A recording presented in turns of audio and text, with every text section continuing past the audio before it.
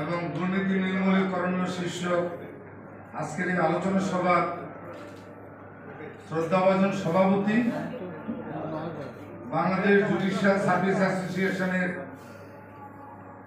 সাবেক সভাপতি,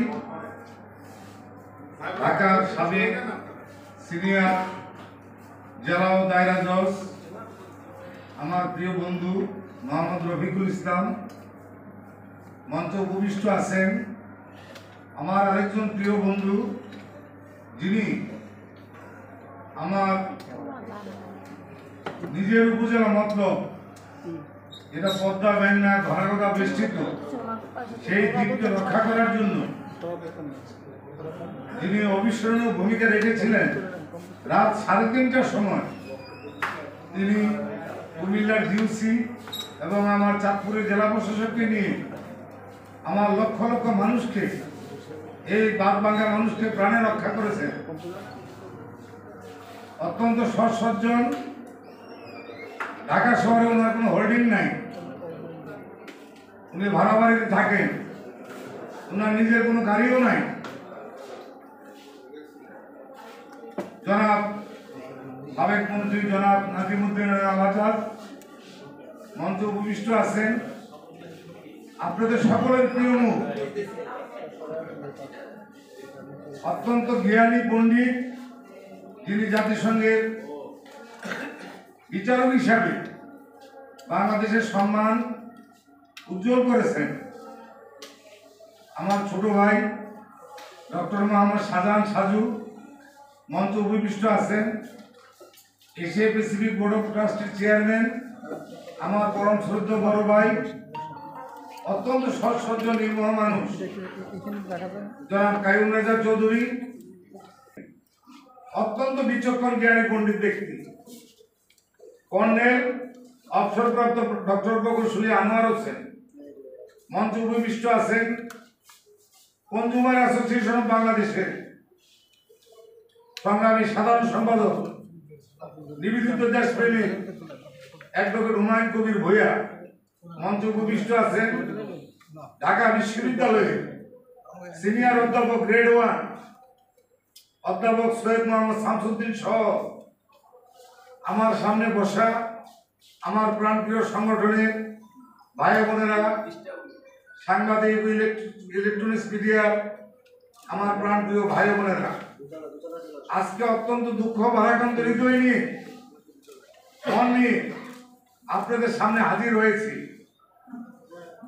আমাদের দেয়ালে পিঠ ঠেকে গেছে, আমাদের আর বাঁচার উপায় নাই। আপনারা জানেন যে আমাদের প্রতিষ্ঠাতা সভাপতি বিচারপতি মরহুম আব্দুর রব স্যার 9 ফেব্রুয়ারি উনি পরকালে চলে গেছেন। উনি 1 তারিখে বলেছিলেন আমাকে যে আমি চলে যাব আল্লাহর কাছে, আপনারা আমার রিপ্লেসমেন্ট খুঁজেন। এত বড় আল্লাহ লোক, এত বড় সৎ সাহসী দেশপ্রেমিক, ওনার বিকল্প আরেকজন সভাপতি কিভাবে আমরা জোগাড় করব, রাত দিন চেষ্টা করতেছি একজন যোগ্য ব্যক্তিকে এই দুর্নীতি বিরোধী জাতীয় সমন্বয় কমিটির অভিভাবক করার জন্য।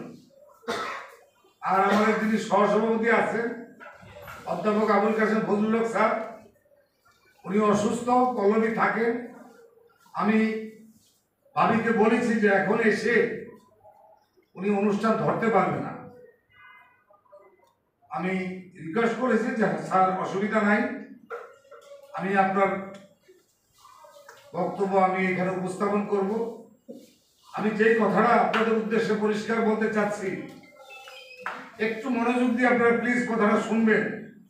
মুখে এক অন্তরে আরেক, এর নাম মুনাফেক। মুনাফেককে মহান স্রষ্টা ক্ষমা করে না।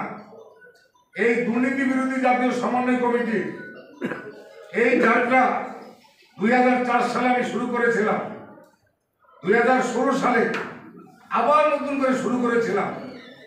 তখন আমাদের সাইবার ক্রাইমের এডিসি মাসুদ বিনা ওয়ারেন্টে গ্রেপ্তার করতে যায়, আমার ল্যাপটপ এবং আমার মোবাইল নিয়ে যায়। সেই রাতটা আমি স্টক করি।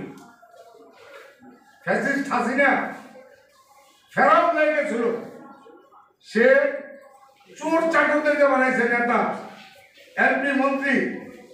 আপনারা আন্দোলন সংগ্রাম করে ফ্যাসিস্ট শাসনের ঘাটার নাই। হাজার হাজার মানুষ মজলুমের আত্মনাদ ওই আল্লাহর দরবারে কবুল হয়ে গেছে। যার জন্য হাসিনা ওই যে 43 পর্যন্ত সে 18 বছরের জোয়ান নারী থাকবো, যারা তারা বুঝাইছে, আজকে তারা যে জায়গায় গাড়ি রাখতেছে, ওই বাটপারগুলি আর বাঁচতে পারবে না। আর যেগুলি বলাইছে ওই টাকা ফেরত দিল, তাদেরকে ক্ষমা করা হবে না। এখন অন্যান্য দলের নেতারা বলে কয় যদি ক্ষমা চায় তাহলে ক্ষমা করা হবে। এইটার নাম টিক্স, এইটার নাম হলো পলিটিক্স। কিন্তু রাজনীতির যে শ্রেষ্ঠ ইবাদত, এই জিনিসটি আমরা ভুলে গেছি। আপনারা এখানে আজকে অনেক লোক আসেন নাই, কিন্তু যারা আসছেন যদি সবাই দর্জন করে যদি সৎ নির্মল আপনারা যদি জোগাড় করেন, আমি মনে করি এই বাংলাদেশ থেকে দুর্নীতি নির্মূল করা সম্ভব।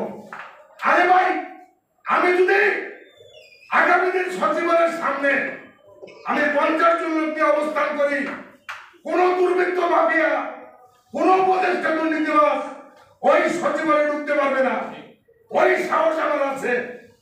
আমি আমার জীবনের বিনিময়ে বাংলাদেশ থেকে দুর্নীতি নির্মূল করার জন্য আমি আমার চেষ্টা অব্যাহত রাখবো। আমি বেশ পাবো না।